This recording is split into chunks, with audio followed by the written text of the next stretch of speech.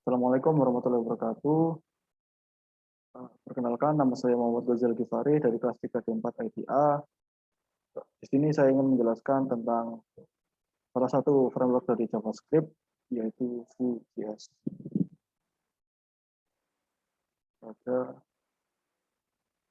Pada slide presentasi.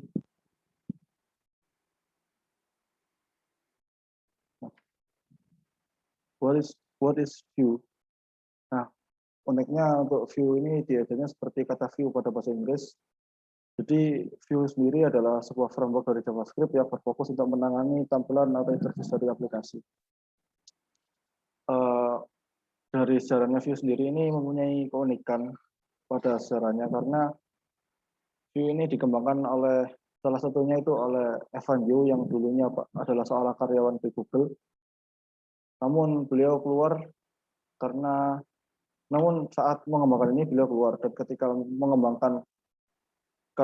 ketika menjadi karyawan di Google, beliau merasakan adanya keresahan pada framework yang dipakai oleh Google yaitu AngularJS yang kebetulan juga dikembangkan oleh Google sendiri. Jadi AngularJS menurut beliau ini mempunyai size yang cukup besar dan mungkin melihat beliau itu terlihat mudah, namun ada bagian-bagian yang rumit gitu. Nah, karena itu beliau ingin mensimplifikasikannya menjadi suatu framework baru, yaitu Vue pada tahun 2013. Dan alhasil dari tahun 2013 itu Vue framework ini mendapatkan pengembangan dan juga sudah mempunyai komunitas yang cukup besar di seluruh dunia. Nah, itu mungkin secara singkat dan juga pengenalan tentang Vue.js ini, yang juga merupakan salah satu dari framework JavaScript. Nah, untuk framework Vue ini, itu cara kerjanya itu adalah dengan model MVC ini, Vue sendiri ini menangani bagian front end atau tampilan atau interface dari sebuah aplikasi. Seperti yang kita tahu, MVC adalah model view dan controller. Jadi, Vue ini hanya menangani pada bagian tampilan ini dan akan untuk bagian back-end atau controller dan modelnya ini, itu untuk Vue sendiri itu tidak masalah untuk menggunakan back-end apapun, baik itu Node, baik itu dari PHP ataupun yang lainnya. Selama di dokumentasinya Vue sendiri itu mendukung akan back-end yang dipakai, itu berarti masih bisa. Jadi Vue ini lebih fleksibel untuk pemakaian back-end-nya dan juga nanti akan saya jelaskan Vue ini relatif ringan untuk sebuah tampilan di front-end framework. Jadi Vue ini menampilkan view dari controller dari sebuah aplikasi. Singkatnya seperti itu untuk MVC Vue ini. Nah, kemudian langsung kita ke fitur-fitur yang ada di Vue.js. Mungkin namun lebih enaknya kita nanti langsung hand-on juga di aplikasinya sendiri, karena untuk penjelasannya ini saya padatkan dan juga akan saya contohkan beberapa di hands-on-nya nanti, karena untuk beberapa fiturnya itu juga membutuhkan waktu yang cukup lama gitu. Akan saya jelaskan yang ringan-ringan dulu. Yang pertama ada virtual DOM. Jadi virtual DOM ini singkatnya itu seperti ketika kita membuat sebuah aplikasi dan ada sebuah perubahan dari aplikasi itu, terutama aplikasi web, nanti itu kita hanya perlu melakukan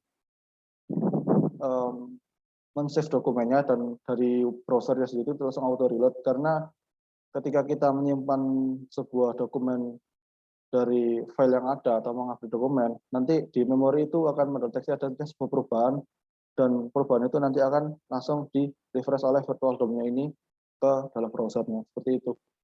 Kemudian untuk komponen, nah di sini yang dimaksud adalah komponen base. Mungkin ini nanti bisa lebih diperdalam di bagian hands-on. Jadi komponen base ini seperti ketika kita sudah menuliskan suatu komponen, kita tidak perlu menuliskannya lagi di halaman-halaman lain, cukup hanya memanggilnya saja berdasarkan dengan atribut ataupun kelengkapan dari komponen tersebut. Jadi sekali tulis komponen, kita tinggal memanggil-manggilnya dan juga tergantung dari atribut yang kita butuhkan saat itu. Data binding, jadi di front end sendiri kan terkadang juga ada perhitungan data. Nah, di Vue ini juga membantu dalam proses perhitungan data, meskipun tidak serumit di back end. Cuman Vue ini juga bisa membantu perhitungan di dalam front end-nya itu. Jadi data binding itu membantu pengolahan data dalam HTML ataupun tampilan interface-nya itu. Dan event handling seperti yang kita tahu kan JavaScript kan salah satu core-nya itu adalah permainan event ataupun permainan peristiwa gitu dalam bahasa Indonesianya. Jadi event handling di sini itu ya seperti JavaScript biasanya itu Vue.js itu membantu dalam event handlingnya itu. Dan ini yang kelima ada HTML based template karena dari Vue.js ini itu adalah salah satu yang nilai yang ditonjolkan oleh Vue.js ini adalah keringanan. Maka dari itu untuk template-templatenya dari Vue.js ini sendiri itu berbasis HTML gitu. Jadi untuk bahasa yang digunakan ataupun sintaks-sintaks yang digunakan itu cukup mudah dipahami untuk orang yang hanya pernah mengerjakan sebuah aplikasi berbasis HTML. Jadi untuk bahasanya itu lebih untuk orang-orang awam itu lebih mudah lah dipahami. Dan ini yang selanjutnya ada animation atau transition. Jadi di Vue.js ini memperbolehkan atau kita dapat menggunakan atau mengkostumisasi animasi atau transisi yang ada di dalam web yang sedang kita kembangkan. Jadi lebih istilahnya lebih bebas gitu dalam kita mengkreasikan aplikasi yang kita kembangkan ini. Kemudian ini computed properties ini seperti pada data binding. Cuman untuk computed properties ini lebih untuk sudah ada di set beberapa perhitungan-perhitungan yang dihitung secara komputasi gitu. Jadi ini contohnya cukup rumit karena ininya hampir sama seperti data binding, cuman untuk computed properties ini juga menangani perhitungan, tapi yang sudah pakem dari komputasi yang sudah disediakan oleh Vue-nya itu. Kemudian Vue.CLI ini jadi Vue itu dapat CLI itu kan command line interface.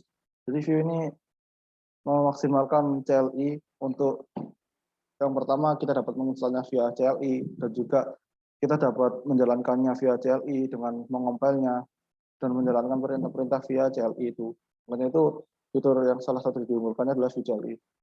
Dan yang terakhir mungkin hanya saya mention karena untuk rata-rata framework itu juga sudah menggunakan fitur ini, tapi namanya beda-beda. Untuk ini itu di Vue-nya sendiri itu dinamakan sebagai direktif, yaitu untuk perintah-perintahnya itu mungkin lebih mudah dipahami untuk beberapa orang gitu ya. Karena seperti yang kita tahu di framework-framework lain itu perintah-perintahnya itu mungkin ada yang cukup unik gitu. Seperti yang di Laravel itu kan bahasanya cukup unik gitu. Dan juga ada di framework yang kayak React itu kan lebih untuk dikustomisasi gitu. Jadi untuk di Vue ini direktif yang dimaksud direktif ini sintak yang dipakai itu langsung artinya itu sangat mendasar gitu. Misalnya ada V-on ataupun V-binding itu juga langsung mengartikan dari fitur yang sedang dipakainya itu. Jadi mudah dipahami untuk dari fitur direktif ini. Maksudnya seperti itu. Nah ini kan di framework front end dari web sendiri itu kan ada beberapa ya. Seperti yang kita tahu mungkin dari JS sendiri itu juga ada beberapa. Itu React, ada Angular gitu. Dan Vue.js ini juga salah satunya dari framework JS itu. Untuk perbandingannya sih dari Vue sendiri itu karena value yang sangat ditonjolkan itu adalah size aplikasi yang kecil, maka untuk ukuran aplikasi dari Vue ini sangat kecil dan performanya itu juga menurut saya itu lebih maksimal daripada framework lain yang lebih rumit karena untuk sistemnya untuk perhitungan dipakai itu lebih simpel gitu.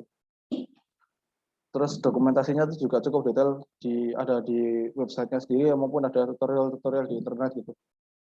Dan karena tadi itu juga Vue ini HTML based template atau untuk tampilan dasarnya itu juga menggunakan beberapa bahasa atau sintaks dari HTML ataupun dapat mudah dipahami karena mirip dengan sintaks-sintaksnya HTML gitu.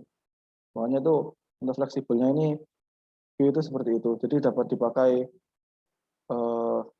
untuk memakai yang lainnya gitu. Dan kekurangannya sendiri itu ini lebih ke preferensi sih, karena Vue sendiri itu kan pengembangnya itu nggak punya istilahnya basis yang cukup kuat seperti Angular yang dipunyai oleh Google, seperti React yang dipunyai oleh Facebook. Jadi Vue ini basisnya itu komunitas, dan komunitasnya itu sendiri juga tetap mengembangkan, tapi masih dibandingkan dengan React dan juga Angular, Vue ini tergolong masih sedikit itu sumber informasi atau dokumentasinya. Ya kemudian lagi sih untuk kekurangannya ini lebih ke preferensi masing-masing. Selama bisa dimanfaatkan yang ada itu masih bisa. Jadi seperti itu. Nah ini untuk terus pembantunya sih,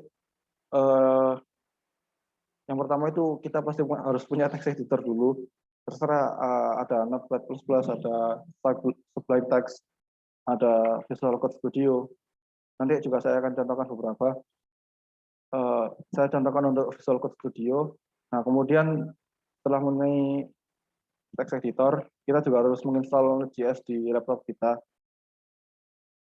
Nanti untuk Node.js, untuk keterangan-keterangan dari dokumentasinya akan saya sertakan di deskripsi di video ini. Kemudian Vue CLI, yaitu command line-nya Vue itu sendiri, dan web browser untuk sebagai preview dari aplikasi yang kita buat.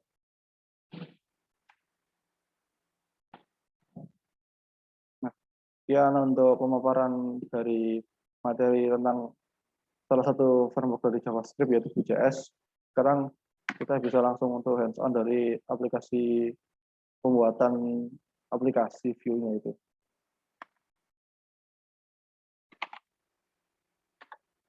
Nah, ini bisa langsung kita install ataupun membuat app-nya lewat CMD. Sebenarnya ada banyak sih untuk pembuatan dari aplikasi Vue ini, instalasinya itu ada beberapa cara.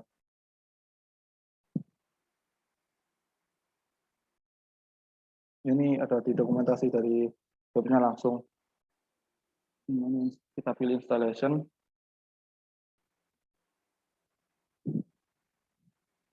Nah ini kita bisa memilih lewat via CDN ini, ataupun kita bisa lewat npm atau lewat CLI-nya.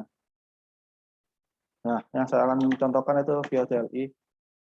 Jadi di sini kita pilih dulu driver yang akan kita pakai untuk mengembangkan aplikasinya.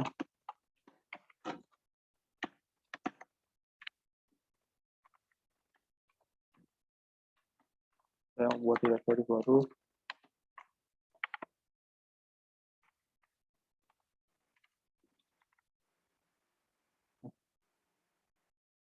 Kemudian sebelumnya saya sudah menginstal untuk Node.js, yaitu kita bisa mengeceknya di Node strip version. Nah, ini Node yang saya pakai sudah versi 14.17.0. Jadi sudah terinstall Node.js-nya. Kita tinggal untuk membuat aplikasi Vue-nya itu. Untuk pembuatan aplikasi Vue-nya itu cukup menggunakan Vue, create, dan nama aplikasinya. Misalkan yang kita contohkan di sini adalah Hello App. Kita tinggal tekan Vue, create, Hello App. Dan ini sudah berjalan proses instalasinya.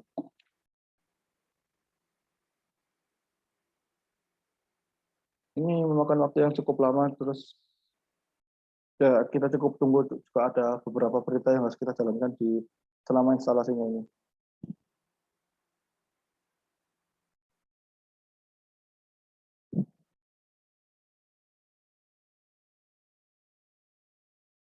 Nah ini sembari kita nunggu itu ada dokumentasi-dokumentasi yang sudah tertata di websitenya Vue ini.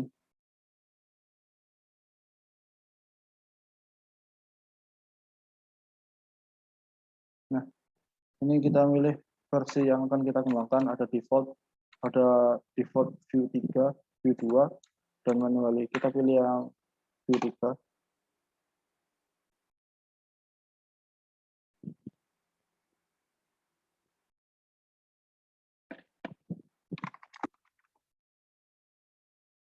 Sembari menunggu, kita jelajahi untuk pengenalan dari script sendiri.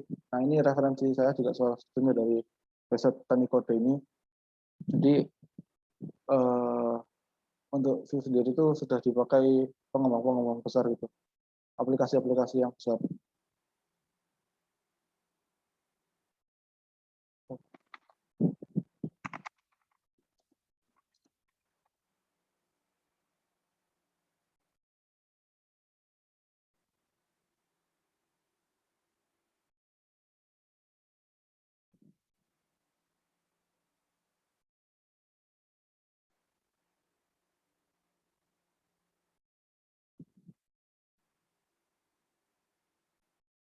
Ini dapat diintegrasikan dengan mudah, itu fleksibel, terus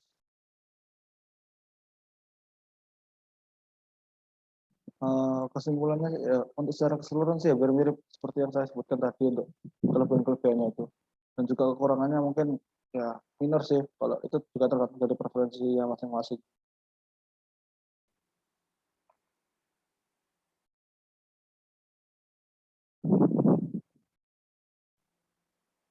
Untuk instalasinya cukup mudah karena nanti setelah instalasi Create App-nya itu ada panduan juga di akhir atau note di bawahnya gitu. Jadi kita tinggal mengikuti note-nya itu.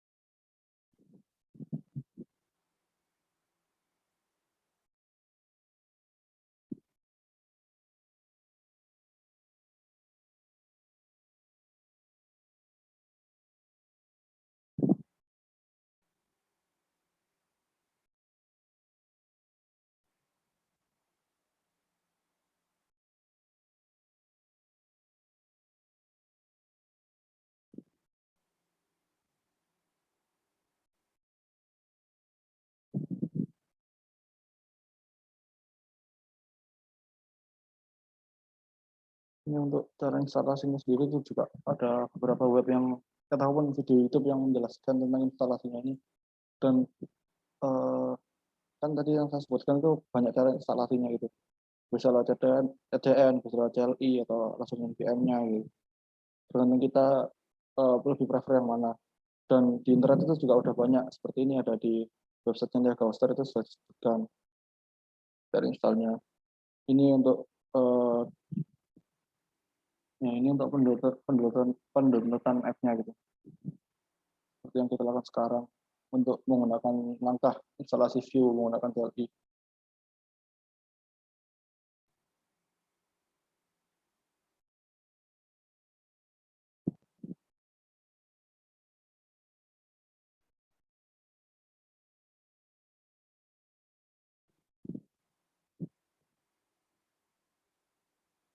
Dan tema dari Vue ini atau template dari Vue itu sudah banyak tersedia di internet gitu. Untuk contoh paling mudah sih kita tinggal cari yang Vue template admin. Nah, nanti keluar seperti ini contohnya per IO. Biasanya kan untuk core admin itu menyediakan segala macam preferensi untuk komponen-komponen yang akan kita pakai gitu.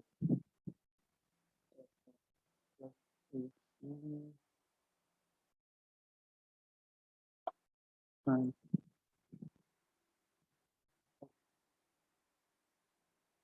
nah ini kan banyak untuk dari web admin itu kan juga banyak keperluan yang dipakai itu.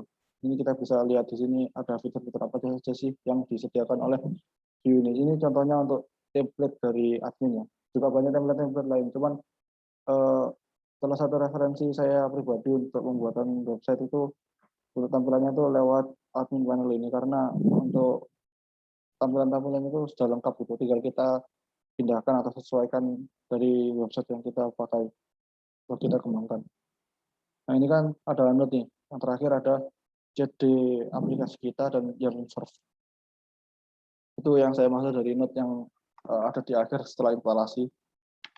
sekarang ketika kita buka jadi aplikasi kita, kemudian yarn serve. Nah, mungkin dari teman-teman di sini juga ketika di awal itu nggak bisa memakai yarn ya, karena yarn sendiri itu juga adalah sebuah package yang harus diinstal lagi gitu. Awalnya mungkin npm yang kita kenal gitu, masuk npm install ataupun npm source atau run gitu.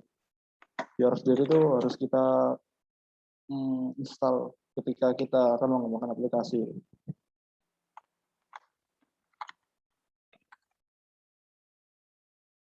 Nah ini yarn installation. Cukup mudah sih, tinggal kita npm install global yarn. Nah, global di sini tuh kita misalnya berarti secara global kita di project-nya itu, dan yarn-nya ini package-nya apa gitu. Untuk versionnya.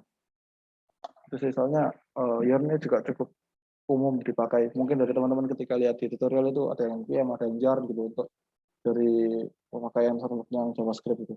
Harusnya sebetulnya sama gitu. Cuman ada perbedaannya dikit, tapi nggak terlalu signifikan atau major itu untuk proses pembelajaran. Nah itu kan sudah prosesnya sudah build-nya sudah selesai, tinggal kita buka localhost-nya itu, localhost 8080. Nah, 8081.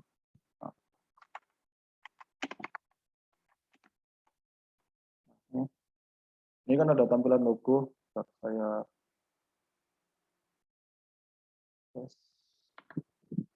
bisa, ini mungkin ada sedikit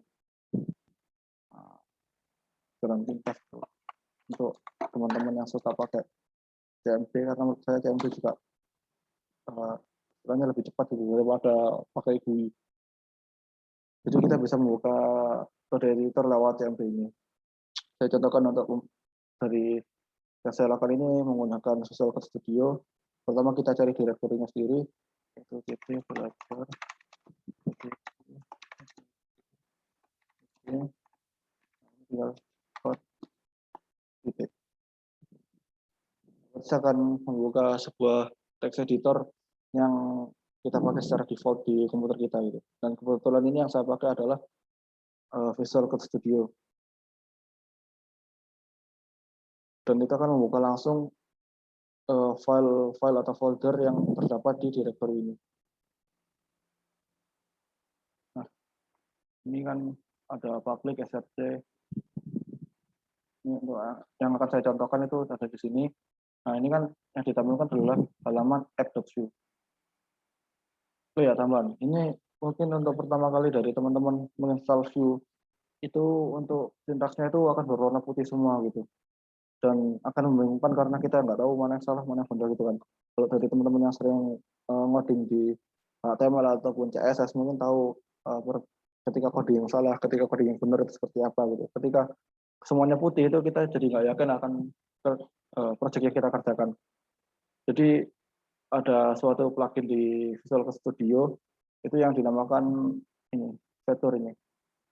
Kita nanti tinggal install. Ini saya sudah install. Ketika ini coba saya install ya.